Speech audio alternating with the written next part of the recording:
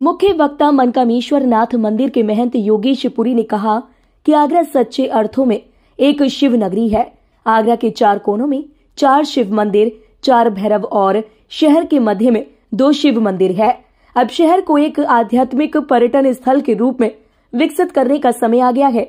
लोगों को 2 शिवलिंग के विज्ञान के बारे में बताना होगा। अध्यात्म को विज्ञान से जुड़े गाइड भी शिवलिंग के बारे में जाने और पर्यटकों को बताएं।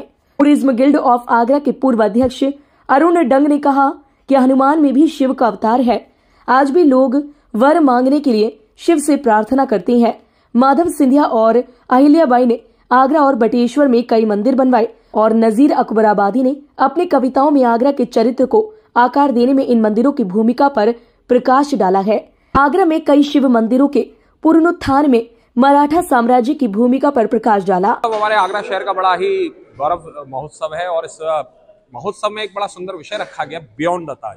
और बियॉन्ड द ताज की ताज इज देयर, ताज तो है ही है, लेकिन उसके अलावा क्या है।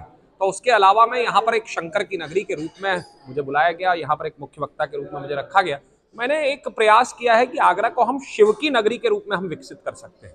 हम शिव के जो, क्योंकि उत्तर दक्षिण पूरब पश्चिम चारों दिशाओं में 4 महादेव हैं और 4 महादेव होने के कारण से भगवान शंकर की इस नगरी का हम भ्रमण करा सकते हैं। और केवल नगरी में आप पूजा पाठ से मत जोड़िए, क्योंकि पर्यटक जो आता है वो केवल पूजा पाठ नहीं करना चाहता, बल्कि वो ऐतिहासिकता भी जानना चाहता है, वो हिस्ट्री जानना। तो हम उनको हिस्ट्री का दर्शन कराएं।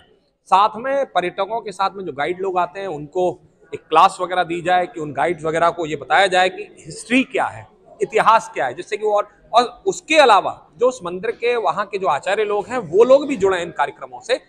साथ में जो पर्यटकों को लेकर के गाइड की जो पूरी टीम आती है और पर्यटकों को लेकर के आती है, वह लोग भी और ध्यान दें कि जब वो पर्यटक आए तो वो एक गाइड धोती कुर्ता और हमारी जो भारतीय परंपरा है, संस्कृति है, उसका पालन करते हुए तिलक इत्यादि लगा करके आए। साथ में वो पर्यटक को भी पहनाए कि भाई अगर आपको मंदिर जाना है तो कहीं ना कहीं पर्यटक को लगेगा कि यार ये कुछ अलग सा हो रहा है। तो अगर वो अलग सा हो रहा है तो जब त्रिपुंड लगा हुआ होगा, पीले रंग का कुर्ता होगा, पीली धोती होगी और बड़ा बढ़िया सा दुपट्टा होगा, सर के ऊपर पगड़ी सी बंधी होगी, तो वो फील बड़ा गुड करेगा।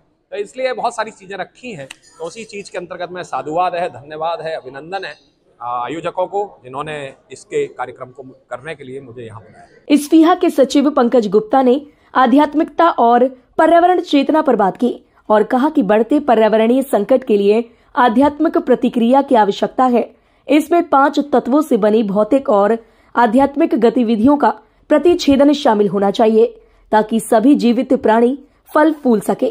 इसी उद्देश्य से इस फीहा DEI विश्वविद्यालय और राधा स्वामी सत्संग सभा के साथ मिलकर दयालबाग के पोया घाट में यमुना की सफाई करवा रही है और संयुक्त राष्ट्र द्वारा घोषित ऊंटों का वर्ष को भी मना रही है।